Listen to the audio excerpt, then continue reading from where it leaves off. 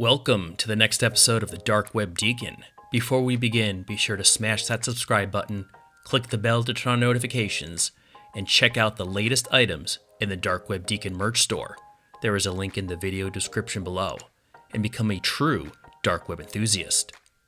New videos are published every Monday and Thursday. For this episode, we're going to simply explain what is meant by the term end-to-end encryption. So, end-to-end encryption is generally defined as a form of an encrypted connection in which the secrecy of the message contents is maintained from the sender all the way to the recipient.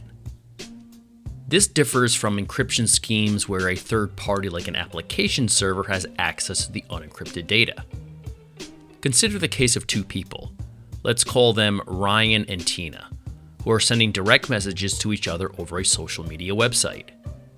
If Ryan and Tina are connected to the site via HTTPS, they are certainly using an encrypted connection. And an attacker monitoring their internet traffic would have to defeat the protocol known as TLS to be able to decrypt the data. However, an attacker with internal access to the social media website itself would be able to monitor their messages, since when Tina sends a message to Ryan, the message first is encrypted and sent to the web server, then decrypted, and then re-encrypted to send it to Ryan. So it is that window of decryption is when a third party can view unencrypted data, meaning you do not have end-to-end encryption in place. One might also describe this arrangement in terms of there being two separate encrypted channels, one from sender to server and one from server to recipient.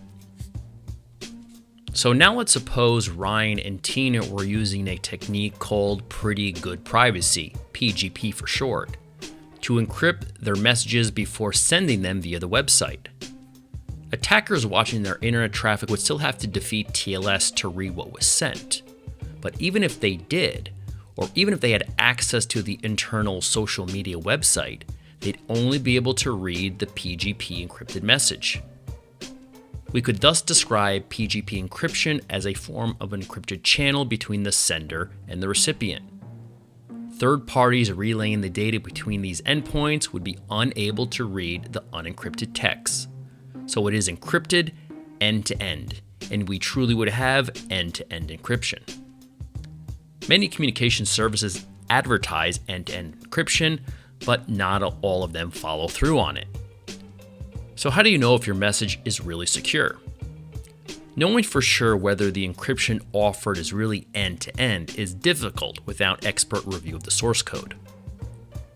The above example of using PGP over a less secure service, which is a common standard to achieve end-to-end encryption when you are not sure. As with all modern digital encryption technologies and techniques, it's important to consider who your potential threat actors are, and if the software you are using has been verified as trustworthy by the larger technical community. Thanks for watching, and as always, please like, subscribe, and provide comments, and turn on notifications by clicking the bell in order to check out future videos published twice a week.